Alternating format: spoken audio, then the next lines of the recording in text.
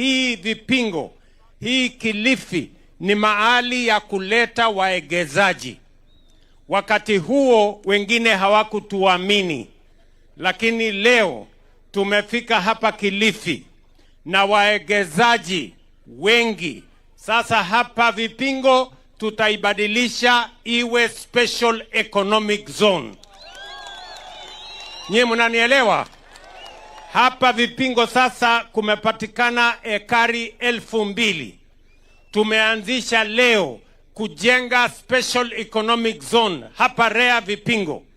Kati ya kampuni ambazo zitaletwa hapa kuanzia mwaka ujao tukisonga mbele ni kampuni ambazo zitapatia nafasi ya ajira. Vijana 30,000 watafanya kazi hapa vipingo, na vijana hawa ni vijana wa kaunti ya Kilifi tukianza na wao, na vijana wa Pwani na vijana wa Kenya. Nyie mnanielewa watu wa vipingo? Leo tumeanzisha hiyo mpango rasmi. Nimekuja hapa na waziri wa trade, waziri wa investment, waziri Hassan Joho, waziri Mvurya, gavana wenu Mheshimiwa Mung'aro, wabunge wenu wote, kwa sababu tumekubaliana ili Kilifi ibadilike. Kilifi haiwezi kubadilishwa na maneno matupu. Haiwezi kubadilishwa na hekaya za Habunwasi. Itabadilishwa na mipango na miradi ya maendeleo bwana. Tunaelewana jameni? Katika ile harakati ya kujenga hiyo special economic zone, kuna vijana wengi watapata ajira ya kuijenga. Baadaye ile viwanda zitaletwa hapa. Tayari asubuhi ya leo tumeweka sahihi viwanda kadhaa ambazo zitakuja hapa REA vipingo wakati tumeikamilisha. Mbali na kujenga REA vipingo hapa, kampuni ya Afri Exim Bank vile vile wametupatia pesa bilioni 65 ama 500 million US dollars ya kujenga hii special economic zone hapa, ya kujenga hii special economic zone hapa, ya kujenga special economic zone ya Dongo Kundu hapa Mombasa, na Mheshimiwa Sharif ambaye ni gavana wetu wa Mombasa ako area. Na vile vile tutatumia hiyo pesa kujenga special economic zone ya Naivasha. Ni katika harakati ya kubadilisha nchi yetu. Kwa muda mrefu mambo ya maendeleo imechelewa Kenya hii, na ndio sababu tumesema tuwache siasa ya mirengo, tuungane. Ndio leo tuko na serikali ya broad based, ile imeunganisha vyama vyote na viongozi wote, tuweze kushughulika kwa pamoja na kubadilisha taifa letu la Kenya. Mimi nataka niwaulize ndugu zangu watu wa jaribuni. Nyinyi ni watu wa jaribuni. Mnajaribu kitu gani? Mnajaribu ni ati mnajaribu maendeleo? Basi wajeni kujaribu sasa, tutafanya ama namna gani my friends? Tumeelewana? Ndio leo tumefika hapa, na mimi nataka niwaeleze, mbali na ile kazi tumekuja hapa leo. Mimi nilisimama hapa nikawaambia tutawatengenezea tena hii barabara kutoka kwenu mpaka kule Mombasa. Na tulisema kutoka Nyali Bridge tutaweka dual carriageway mpaka kwa Kashengo hapa chini. Hiyo barabara tayari mnaona inatembea kwa kasi, na mimi nataka niwaeleze watu wa hapa Kilifi. Pia nimesema sasa hiyo barabara ikifika pale kwa Kashengo tutatafuta namna ya kuisukuma dual carriageway ifike mpaka hapa vipingo. Ndio ile viwanda zitakuwa hapa, zitapata nafasi ya sawa na ya haraka ya kupeleka mali yetu kutoka hapa, ili tuwache kutumana raw materials. Kwa muda mrefu chai yetu, kahawa yetu, minerals tulizo nazo, avocado inaenda ng'ambo bila ya kufanyiwa processing. Na tumesema ili nafasi ya ajira ipatikane Kenya, tunataka hiyo mambo ya viwanda iwe hapa Kenya. Tuuze mali yetu ikishafanyiwa value addition, ikishafanyiwa processing, ajira zipatikane hapa na wale wakulima wetu waweze kupata pesa zaidi. Mnanielewa watu wa Kilifi jameni? Tuko pamoja? Vile vile, mbali na hiyo special economic zone tumekubaliana tunajenga hapa kwenu. Pia tulikubaliana na nyinyi ya kwamba bado kuna wananchi wengi hawajapata stima makwao. Na ndio sababu hiyo tumekubaliana na huyu Tungule. Nasikia mnamuita ati Tungule sijui haswa. Kwani kuna Tungule mwingine? Huyu haswa. Sasa huyu Tungule tumekubaliana na yeye. Na vile vile tumekubaliana na gavana wenu na viongozi wale wabunge wote wa Kilifi County. Serikali ya Kenya tumetoa pesa shilingi bilioni 1.1 2.1 billion ya kuunganisha nyumba za wananchi hapa Kilifi. Kati ya sasa na Disemba nyumba 21,000. Tunataka hiyo kazi iendelee ili tuhakikisha kwamba stima inafika makwenu, tupunguze giza, ndio shetani ahame. Si mnajua kwani nyinyi mdui shetani anapenda mahali iko giza? Si mnajua shetani mahali anapenda mahali iko giza?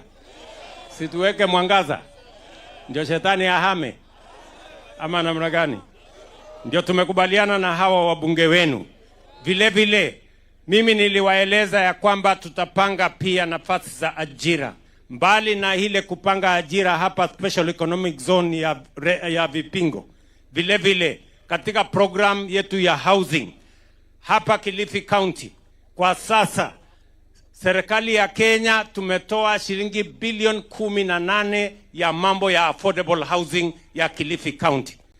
Manyumba inaendelea kule Kilifi North, inaendelea Kilifi South, tumepanga ya kule Malindi, tumepanga ya kule Rabai, na tunataka tuhakikishe ya kwamba hapa Kilifi, hapa Pwani, tuhakikishe kwamba katika hiyo program tunaweka program ambayo itapanga ajira ya vijana wengi, ili tuhakikishe ya kwamba wakati Kenya inasonga mbele, Kenya inasonga mbele sambamba na sehemu zote za taifa letu la Kenya. Tunaelewana jameni?